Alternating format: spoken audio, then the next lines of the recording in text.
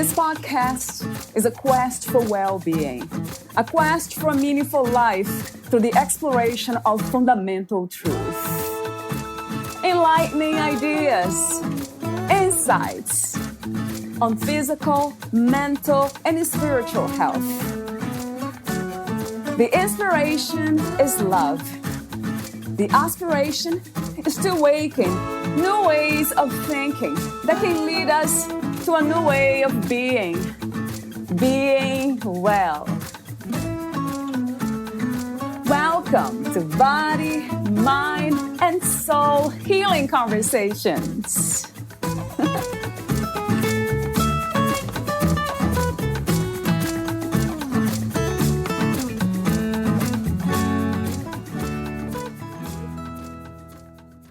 Michelle's gift is helping other people unlock their genius and achieve quantum leaps in their business by guiding them with magic, mindsets, and strategies. She knows that our systems can be transformed by the talents you possess, bringing about new innovation, creativity, vitality, and beauty, and uplifting humanity as a whole. Rise into your greatness by discovering how with Michele. Valeria interviews Michele Parad. She is the co-author of Success with Source, Learn from Women Who Practice Vibrational Alignment in Their Business. Michele Parad is an intuitive guide for conscious leaders, author, and speaker. She is known for Your Brilliance Archetype guides and the S.E.L.L method, a spiritual philosophy which has helped empower her clients to build businesses that align with their path towards self-actualization. She is a co-author of the international bestseller book, Success with Source. She has 15-plus years of deep expertise in startup marketing and simultaneously is an advanced healer and mindset trainer with certifications in 6-plus spiritual modalities. Her flagship program, S.E.L.L. Your Brilliance, takes individuals through higher conscious marketing strategies and activation processes to confidently launch their heart-centered business. Meet Michele at micheleparad.com. Here's the interview with Michele Parad.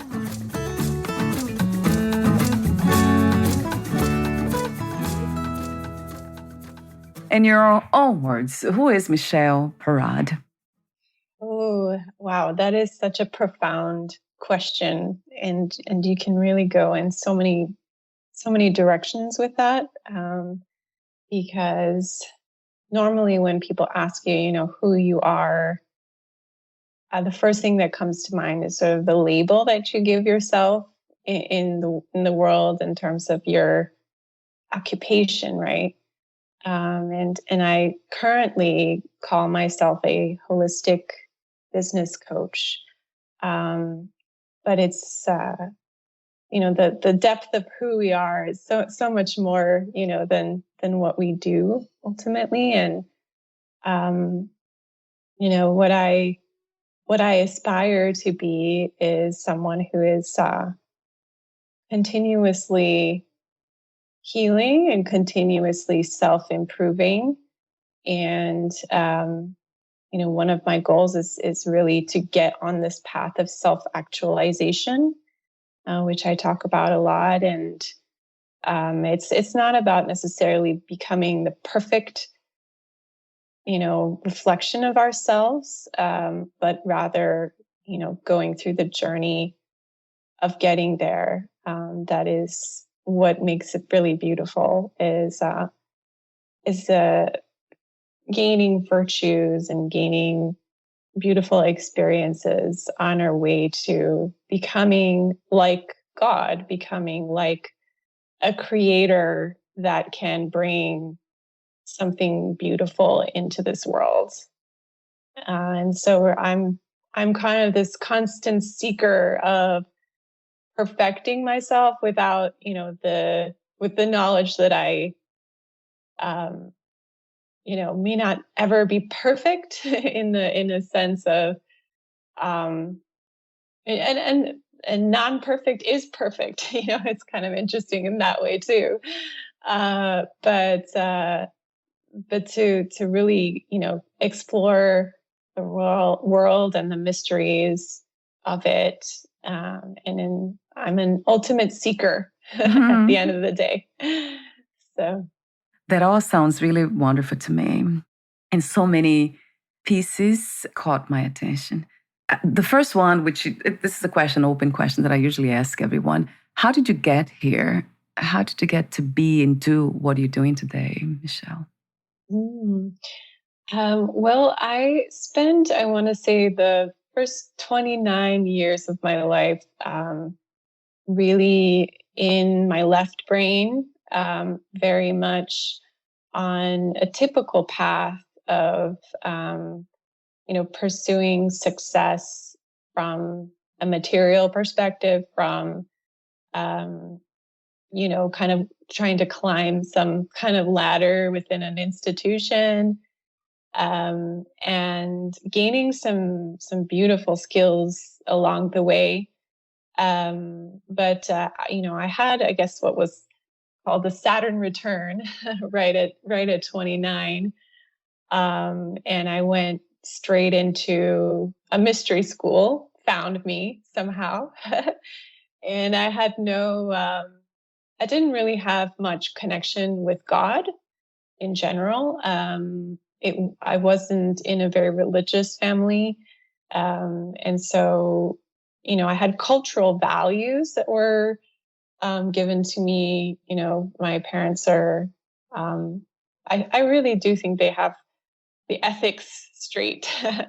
And so that was passed down to me, but I really didn't have any experience with Source. And at that time, I was feeling like there was something missing from the equation. I started asking myself questions of like, what's the meaning of life and why am I here?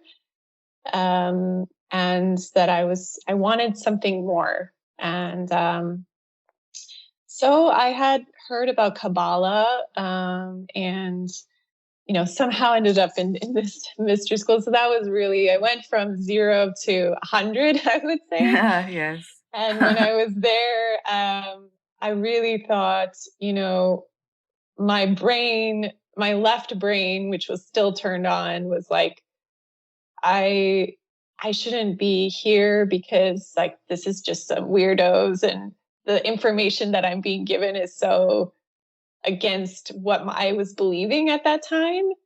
And yet there was like a little voice inside me that was like, no, I should stay here and see what they have to say. There was something within me that was still sparked with curiosity, even though I thought it was crazy.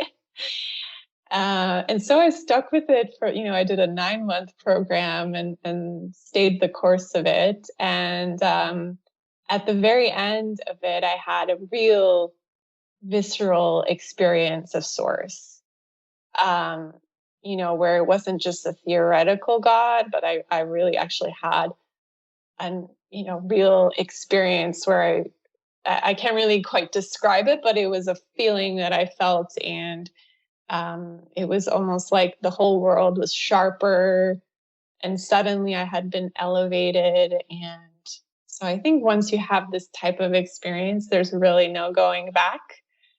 And I started down the path of learning about different modalities, getting super curious, going down so many different rabbit holes, some good, some bad, because again, the word spiritual can mean so many different things to different people. And I've seen, some of the shadow sides of what's out there as well. And myself have had to climb out of and heal from some of those aspects as well. So I've kind of gone down a road of trying to differentiate, discern, distinguish what is truly helpful, what we should do in moderation, and what can actually be detrimental to us.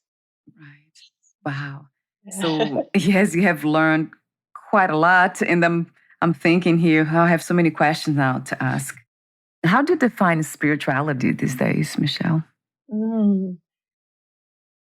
So for me, it's just really simply the connection to Source. I think that whatever interpretation or layer that you have on top of that can be so individualized. But then there are still some principles you can take ultimately that are, dots that are connected in every single religion and every single type of spiritual modality. And so, the way I see source is more of an energetic nature rather than, like a father figure or something like that. I do believe in different realms and different spiritual beings, and that there is a kind of a hierarchy, but it's not like the human hierarchy within organization. There are different types of beings that serve a different type of purpose. And I've also been able to, over time, kind of distinguish between those energies. Like there's a distinct energy of an angel. There's a distinct energy of, I guess you could call an alien. There's also a distinct energy of, negative entities too. And I think that as you develop your intuitive gifts, and people have different clairs, but I can like smell them as well.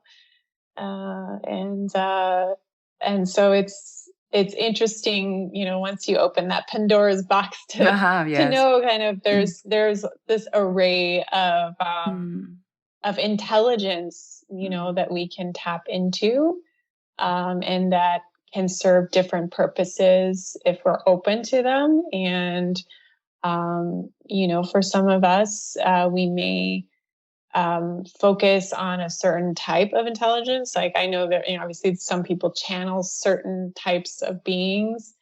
For me, I've also, dabbled in that a little bit. And right now I really like to simplify it and just call out to the creator and allow for the creator to send whatever, being might be necessary to complete, whatever it is that I sought out to do or to want or have. So, I think that we are always co-creating with source, whether or not we realize it, but ultimately when we're thinking, when we're desiring, the universe is always conspiring for us. And so, I just see it show up in so many different, synchronicities and ways. And so, yeah, that's sort of how I define it. Yes. Wow, what an interesting perspective. And of course, I have heard similar description of spirituality being this energy. It's interesting listening to you.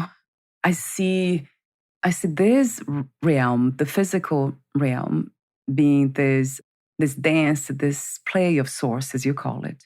It's almost like everyone that I meet or anything in front of me, like now, has a different vibration to it, a different feeling to it. Yes. So that's how I interview a lot of psychics and mediums and lots of people, intuitives, and people who are in direct contact with let's say, the subtle world.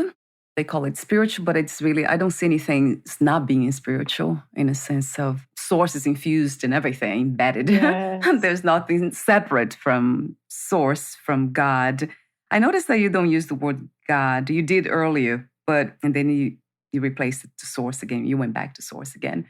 Is that because I had the same, that was my reason not to use the word God. It was because I had been traumatized with all the rules and all the misconceptions. And it didn't feel like freedom to me. So I rebelled against the word God for many years. Is that the reason why you don't use the word God as well, Michele? Or you have a different reason? Yeah. I use it sort of interchangeably because it depends on sort of the audience. It depends how people like to call it. And so I just for people to understand the concept of what I'm describing, I use it interchangeably, but I do prefer myself source,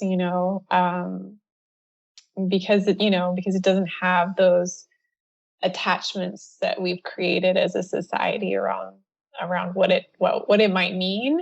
And in particular, it never really made sense to me that we were separate from God. And that's, I think, in some religions more than is so in some than others, but it's like there's always this separation of and not just a separation between us and God, but also, between priests. Like it was only like priests could connect with God. And now I know that that's not true, right? All of us can and have that privilege to connect directly. And we don't have to be some kind of saint to do that. So I think source sort of is a more neutral word. Yes. Overall. Yeah. That really makes sense to me. And it has been my experience too. A lot of times I choose the word presence too, because it's always present. So presence is, it kind of embodies or gives life to that which is life itself, existence itself. So I guess, I use presence too. Another question that comes to mind is, besides creating and having this sense of freedom to create, to enjoy this, which we call life, what is the most fundamental goal from this connection to source, Michele? Well, I think we all are here to learn different things, and we are here also to learn how to be like source in terms of creating in the best and highest way for ourselves and for humanity as well, because you can manifest things that are great for you but also destructive for others, which is how we got to where we are now. Yes. But yeah, ultimately each of us have specific things that we're here to learn. One of mine that I'm still working on is how to have more fun. Yeah. And because I kind of come from a family too that just takes ourselves seriously and takes everything serious. And it's like, well, how can you be a little bit more liberated around even making mistakes, or just going through life with more levity. And so that's just my personal story. But of course, for others, they may really know how to have fun. Yes. and they need to come back a little bit into the middle where, there's this interplay of taking action and working hard with the enjoyment of what life has to offer as well. And so, and I do think that it's everything is this interplay of getting into the middle pillar. There's like a yin and yang to everything that we do. There's like feminine, masculine, right? There's always there's all these opposites. And how can we do everything kind of in moderation, and this like interplay and interdance between the two opposites to get to where we are ultimately going. Yes. I love that. I love the message of having more fun. Yes. And then, of course, we are different, and we might have different ways of getting to experience that fun. One of the things that I think about is, so structures and systems, we need to adapt to them or comply with them. Somehow we have to. but in a way that we don't lose ourselves. We don't lose there's the fun that you speak of that sounds to me like joy, something from the heart, something that it's always there, but for some reason becomes suppressed, right? By the structures, by the rules, survival especially, and everything else. I feel very uncomfortable when I go to, let's say, hospitals. It has been a long time since when my husband's father died. He was sick. I remember visiting, I think it was about 5 years ago in New York. And I remember feeling so tight.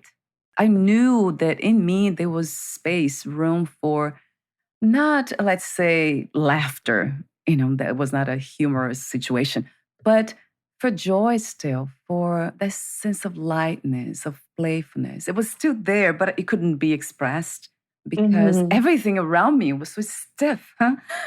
Yeah. I don't know if you get that sense sometimes in some place. Too many rules. Don't do this, don't do that. You can't sit down here. You have to stand over here. You can't go too close to this person because he or she's sick. All those things, and, right? That creates a sense of confinement, and it takes us from that innate feeling of freedom that we all know we are actually, not that we have within us, but that we are. We come from freedom. We are freedom, but somehow we don't feel like. And maybe that's why we rebel too, because we feel, right? We can't express the innate freedom. So I guess the question is, how do you do that? And how do you teach your clients to, enjoy that freedom without, of course, hurting others? No, that's a great question. I feel like I used to think that, freedom is kind of being, do what you want, be what you want, yes. Flow what you want, and that has its limitations as well. Right. So we do need structure at the end of the day, in order to direct, where we're going. And that's, again, the principles of masculine, feminine, but the, masculine structure is the container through which we're going to receive all the abundance and all the beautiful things. So again, it's like there's this fine balance of needing some kind of organization, some kind of systems to move you forward. And then within that structure, maybe there's the freedom to adopt things the way that you desire or want. And so, I teach that, within the context of business, creating a soul-aligned business. But, so it is a deep, profound question of how can you create some, like, the structures that are actually kind of flexible at the same time, because I myself found myself in environments, organizations, like you said, within hospitals, but, within corporate structures, even startup organizations, there is, you have to be at the office at a certain time, and, you have to be quiet between these hours, and, you can only have lunch during this time, and things like that. Yeah. Which I rebelled against, and I sure. and I completely yes. sort of I was one of the first to sort of like work from home several days a week. Yeah. Because mainly actually because I knew that my creativity thrived from being alone. It's my design, right? For other people, it might be different. But it's like, how can we design the work environment so that it's unique and different for each person, because people thrive in different ways. And so how can we support them, as opposed to it being like, oh, we're, Big Brother is watching over you and, monitoring your computer to check, what you're doing, right? Yes, Instead of, okay, how can we inspire people to really utilize their gifts and support them in doing the best job that they can do. So it's a different mindset because, one comes from, okay, we need to control. And the other is, no, these are autonomous human beings that, we can motivate in a different way because we're allowing them to totally be themselves and to be creative in the way that they're here to be creative. So yeah, I mean, there's a lot to be evolved within different organizations, but also just the mere factor that we've created structurally, we've created buildings that are boxes. I always thought that was interesting because whenever I'm in a building that has like circles or triangles or something else, I feel more connected to source. I feel uplifted, right? And so, but when we're in a box, it's like figuratively and literally, like you are placed in a box. And so I always found that to be interesting, that those things can also confine us without us knowing.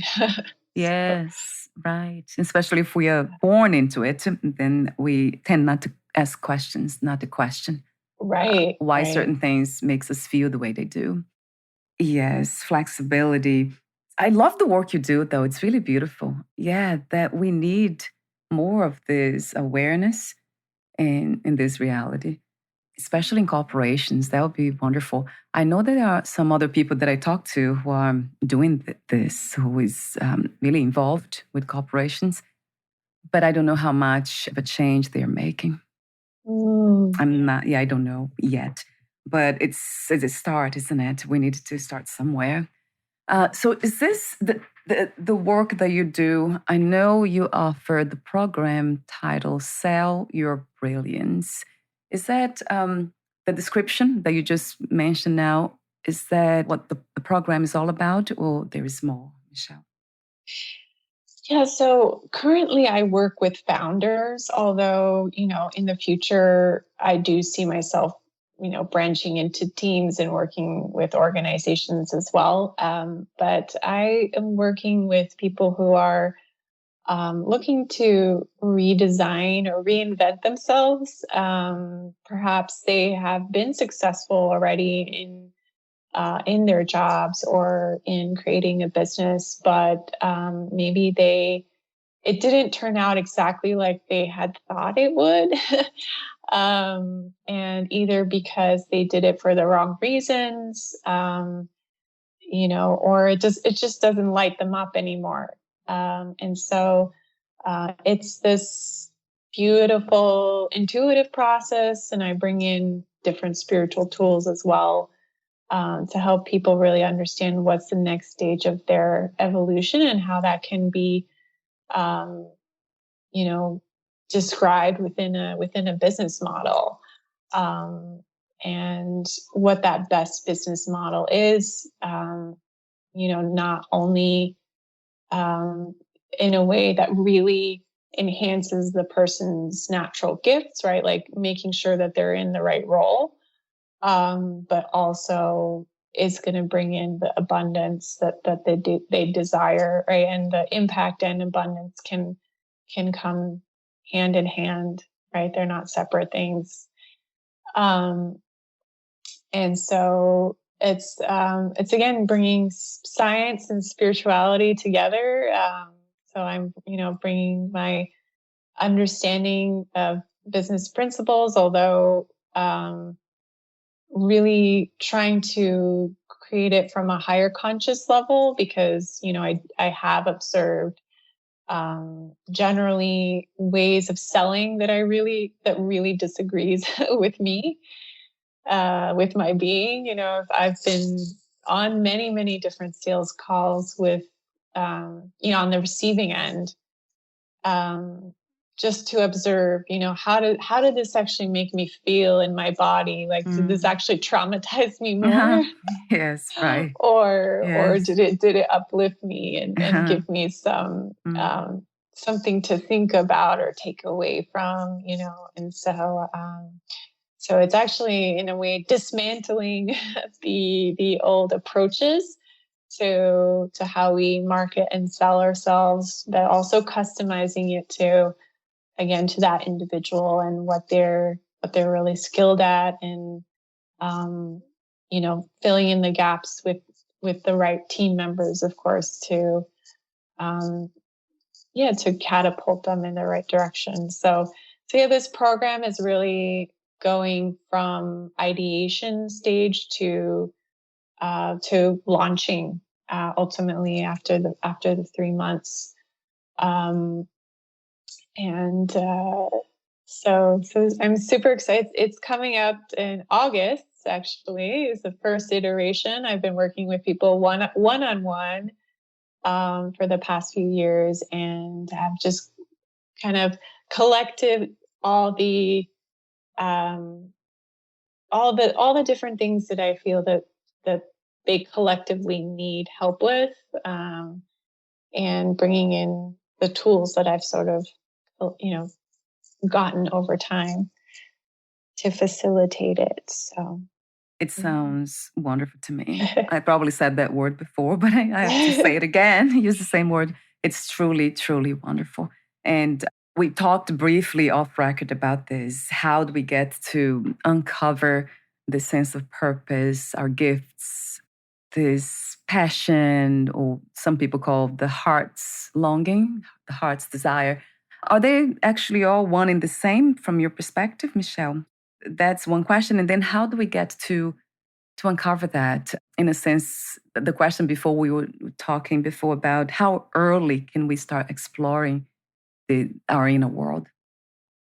Oh, yeah. So, no, as we were talking about, I wish that this kind of information was given to us when we were children. But I don't, people have callings at different points in their lifetime. Not everyone is ready for that information.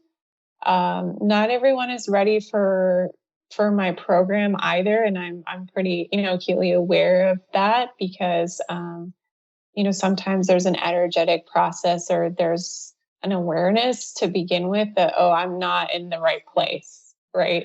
Yes. And so if you're not even thinking of that, you're not going to desire something different and seek something different.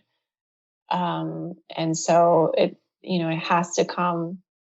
And unfortunately, that's how the world works, is that it does start out with our own struggles, because that gives us the contrast to say, okay. And, early on in my career as well, I was put in environments that were just very clearly not for me. My first job was in banking. And why did I do it? Because that's who was recruiting at my school. And I had no idea what I wanted to do. And so I just, got a job for the experience sake. And it was not a place for a very empathetic person to be in. Yes, I can imagine. But I learned through that contrast, what do I desire from a job, and every job since then got me closer and closer to what I was looking for. And so, that kind of catapulted me to, okay, well, maybe I can work within an organization that has purpose. To then, I have my own individual purpose. So, I think we all have our natural evolution that takes place in our own timing. And maybe for some people that could start at an early age. I mean, I'm really bewildered by some very young, like, advocates who are just, they're 12 or something, and they're on TikTok talking about, the environment or political things that need to change, and so There is no rhyme and reason. There's no age that it starts, but usually, it's catapulted by some kind of experience, some kind of injustice that you become acutely aware of. And I think it's divinely put in our path. Ultimately, it's sort of there as a little spring to catapult us to start asking questions. But so, when people are starting to ask that questions, that's when we kind of have to have the programs in place, the counselors in place, the resources that people can go to when they're seeking, no matter what stage they're at. I happen to be kind of already, with people who are, at least starting on the entrepreneurial route, but there needs to be at every stage of our development, something in place by society to help support us to thrive ultimately. Yes. And it seems like now it's a great time, isn't it? We have the internet with all this information there. It's everywhere, actually. Everywhere. So it's, not just this kind of information, but everything else too that can get us distracted, right? And further from our calling, which I have heard that could happen too. Although I try to, let's say, not even believe, but I wish that once we have that calling, then it's something that is unstoppable, cannot be, let's say, blocked. So I kind of trust that in a way. And I love the message that when I asked you the question off record and now you say it again, that it's all about readiness. So we need to be ready to see, to seek, to see, to explore our own depth. I remember when I was ready, I thought I was ready, but I wasn't at the time, that somebody said to me, there's only God and you are it. You are God. And then I remember having all this, the body was so not in alignment with that truth that it was trembling. It was just like not a good experience. Although I was in the presence of the truth. So everything is God, everything is source. There's only source. As you say, using your word. I use God, I use presence, I use all kinds of words, but isn't it interesting, Michele? Like even now, contemplating this beautiful truth that there is only God, only source. So that it's just amazing, right? Wonderful. That's the word. What's not wonderful about it? It's just everything you look at it, right? It's that you see source. Yes, but I have to say that there is a little bit of a distinction, and something I painfully learned as well. Because I was in a school of thought that really was like, you are God, and sometimes that can play a little bit into the ego as well. Yes, that's true. Because even though we are a representation of God, we are a spark of God. There's still so much we don't even understand about the universe and how it works, and in the intricacies of why we meet someone at a certain point in time, or why we had this experience. Like, I mean, over time, you start to understand it looking backwards.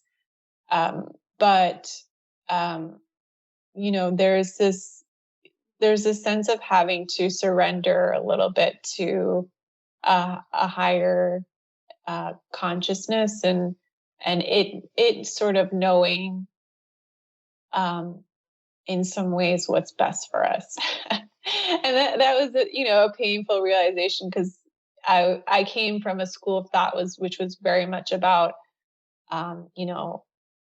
I can manifest anything that I the manifestation route, and we do have free will to manifest what we want, but so often, we get it and then it's like, oh, I didn't really quite consider that that's not actually what I want. Yeah. Yes. Yeah. And so Yeah. so there's a little bit of humbleness that kind of comes into the process of how can we be better co-creators with Source, and because Source knows sometimes better what we want than we do. Thank you for saying that. Yes, absolutely.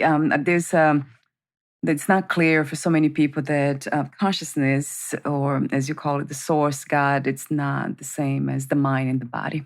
It's not what the body, the mind is, especially the mind, because a lot of people think that all thoughts they have is coming. Oh, if everything it's God, then horrible thoughts that I'm having is coming from God.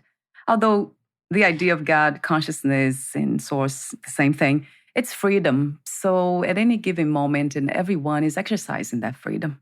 So just to create. And a lot of times we create, think about like an artist creating just freely, really unleashing her own creative power.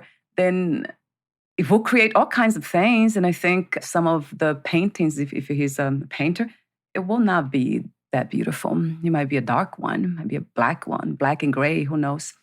That's what I look at it. So it sounds like a contradiction or a paradox, but it's not. It's just freedom, being freedom, huh?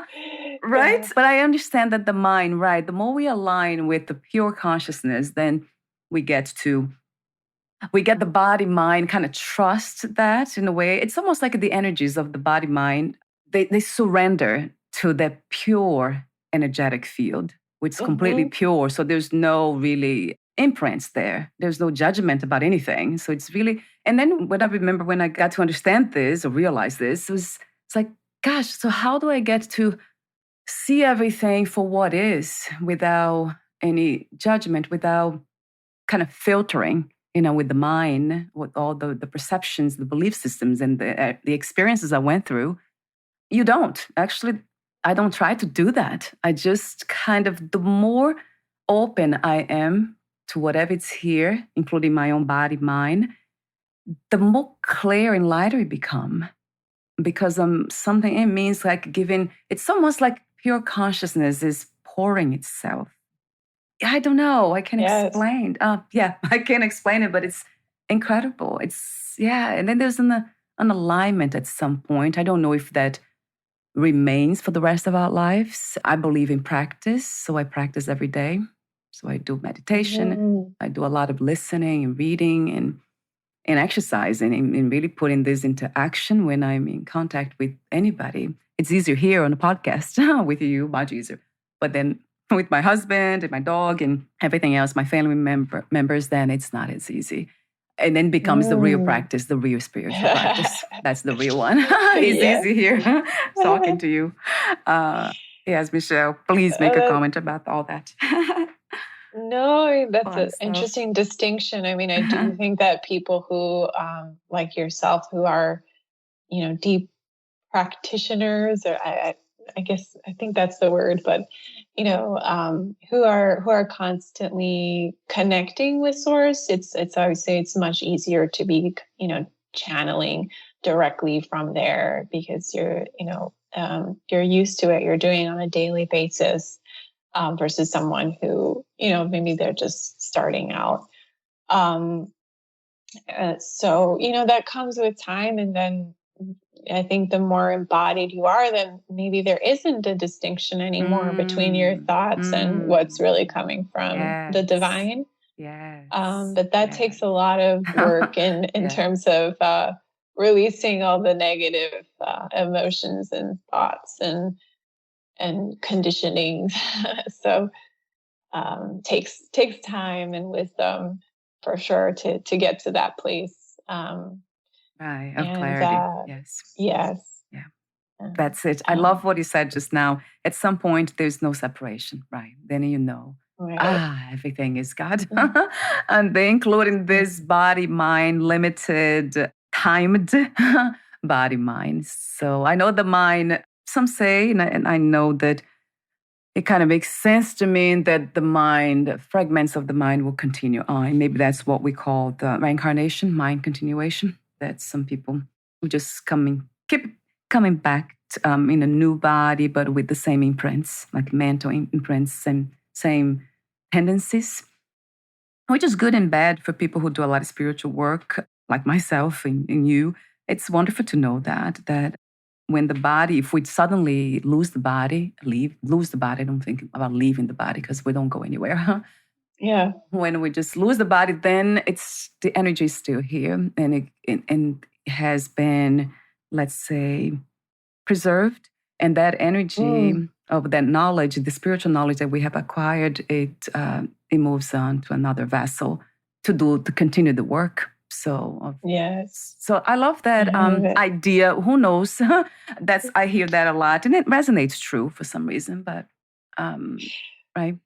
Yeah, and I mean, to your point about it's also a daily practice of coming into contact with people that might trigger you, or it might be on a different vibrational level, and for you to stay within your anchor, stay within yourself and not being pulled into different directions, or it's just because someone's angry or sad is like absorbing that. No, like, you can still stay within your pillar of light. And then that's a constant practice. Yeah, I agree with you.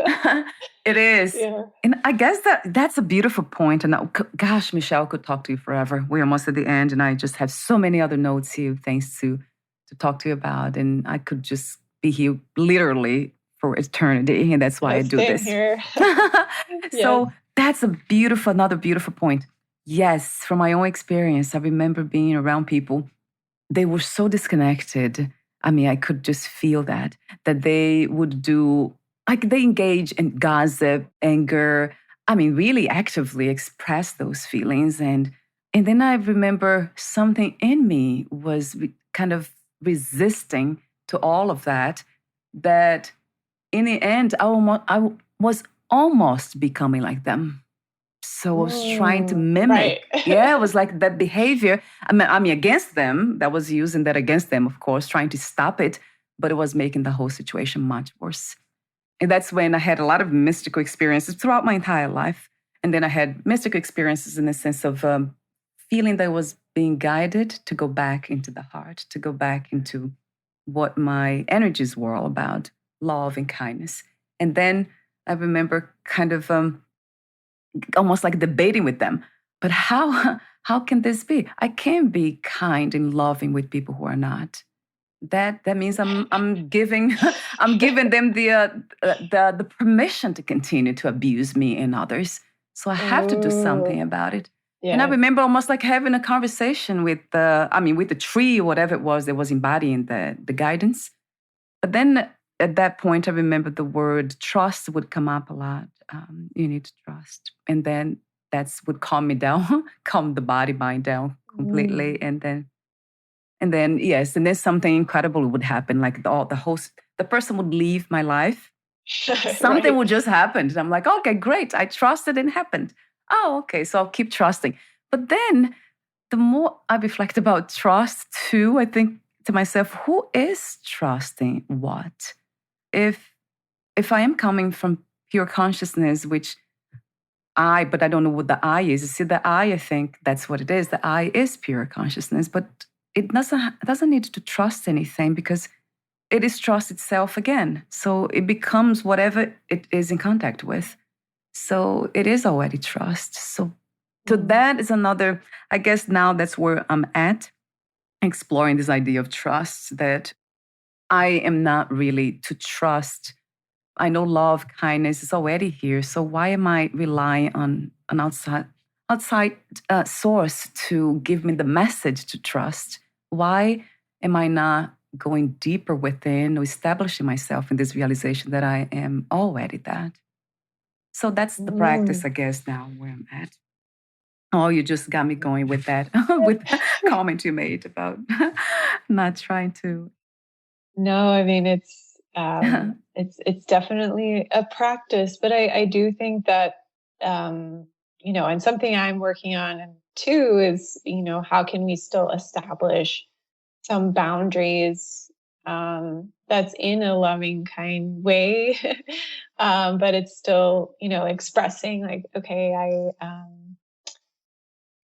this is what I'm uncomfortable with, you know, um, and so, sometimes that comes up where if you're triggered, you set that boundary in the wrong way, and then you just become like that person. Yes. So it's this Yes. constant, evolution of how you can communicate diplomatically, to establish more peace, in your life, um, and to still convey, your values without, getting into a fight with them. Yes. So Yes. Right. it's And a even, constant, it's a constant thing we're all learning, I think.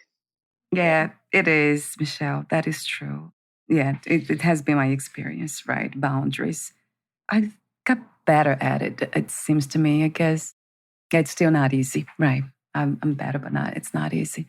So we're almost at the end. I want to mention also the book that you have participated in. That's titled "Success with Source: Learn from Women Who Practice Vibrational Alignment in Their Business."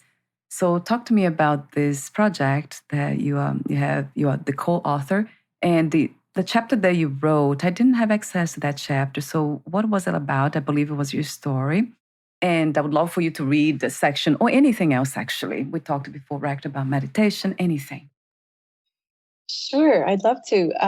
So it is a multi-author book, with 18 other authors, and I would really say what the golden thread among all of them, even though we have vastly different backgrounds, is really this experience of source ultimately, and how that led us back onto the right path. And so, I do describe, not my entire story, but starting from when, about 5 years, 6 years back, when I started a healing practice, and I didn't really quite know what my specialization was. I had just certified in different modalities, and I wanted to offer it and practice. And so I started working with many different types of people, and it ran the gamut, in terms of, I was working with people on their diseases, and then soulmates, and then, relationships. And, over time, I decided to really pick, a niche within, working with entrepreneurs specifically. And I call them light worker entrepreneurs, because they are, in some way, I tend to work with people who are conscious, one way or the other, or just starting on that path in any case. So it was really my journey, through going through different business models, because I couldn't really quite make it work from the abundance piece. And I also think that healers are greatly,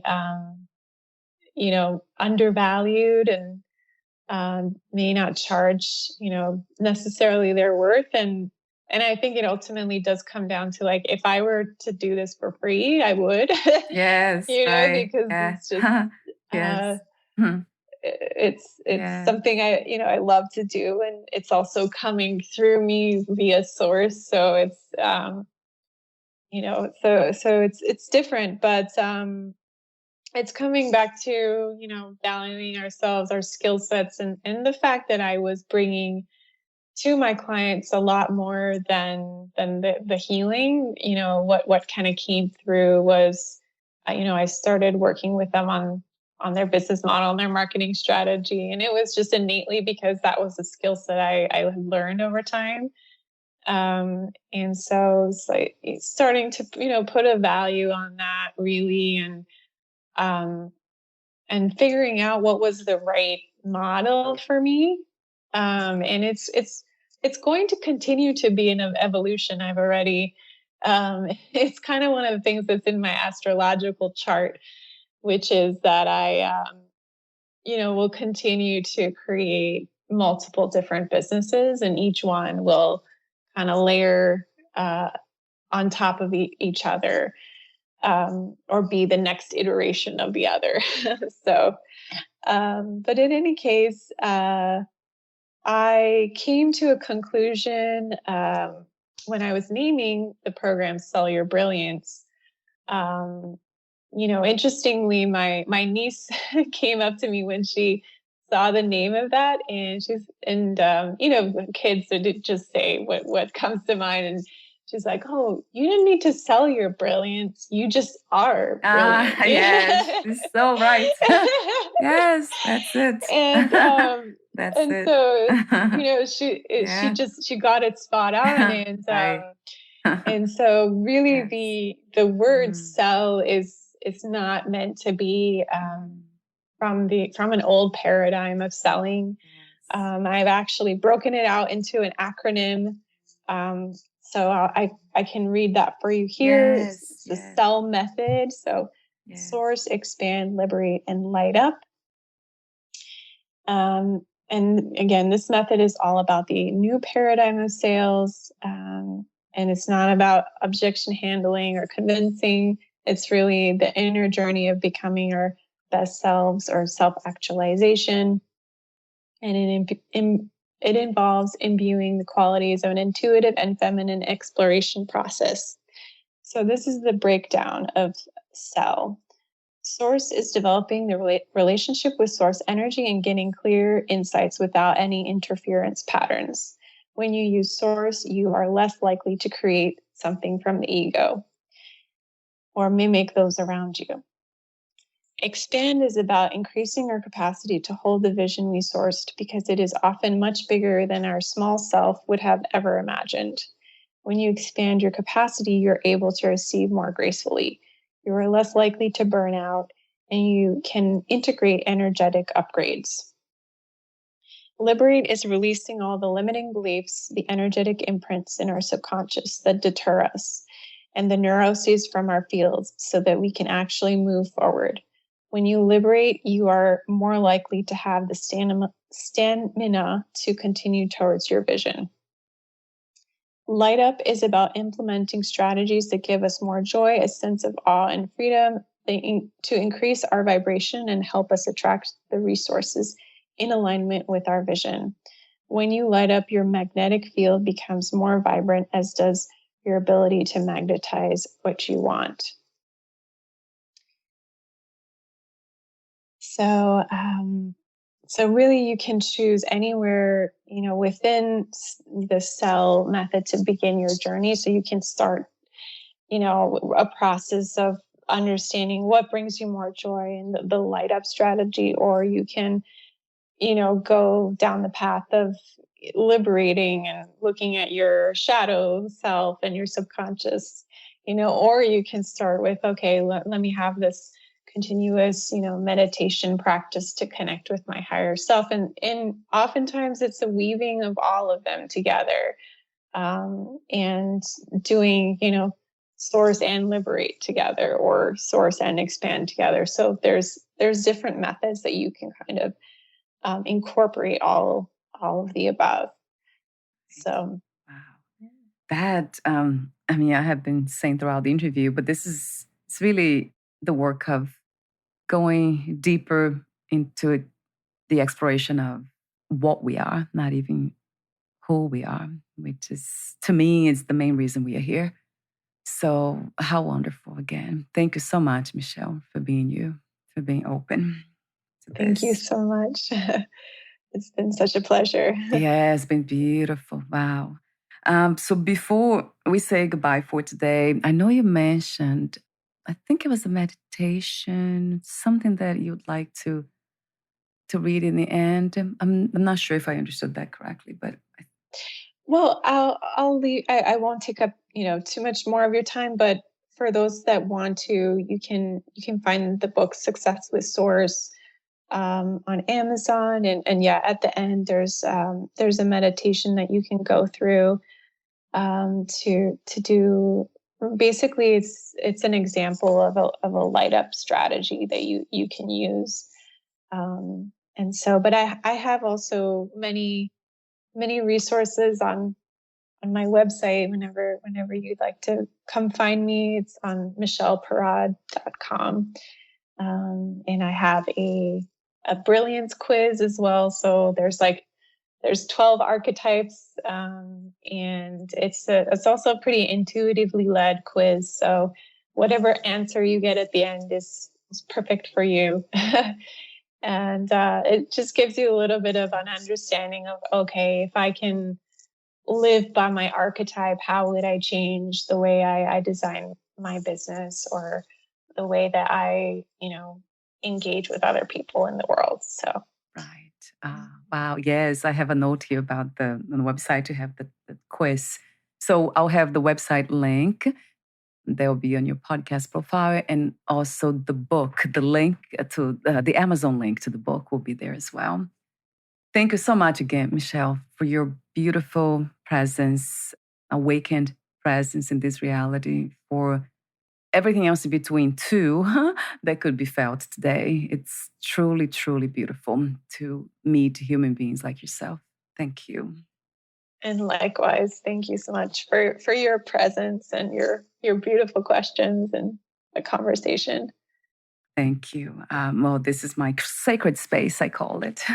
It's the time to have meaningful fun. So before we say goodbye, again, I have, the website again is micheleparad.com, isn't it? Yes. Yes. So I have that. Yeah, I wanted to mention that again. Thank you so much, and we'll talk soon. Bye for now, Michele. Thank you.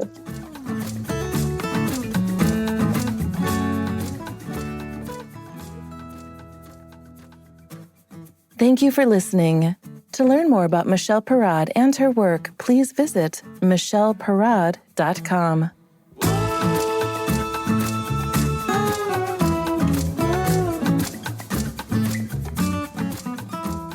To learn more about this podcast, please visit fitforjoy.org/podcast.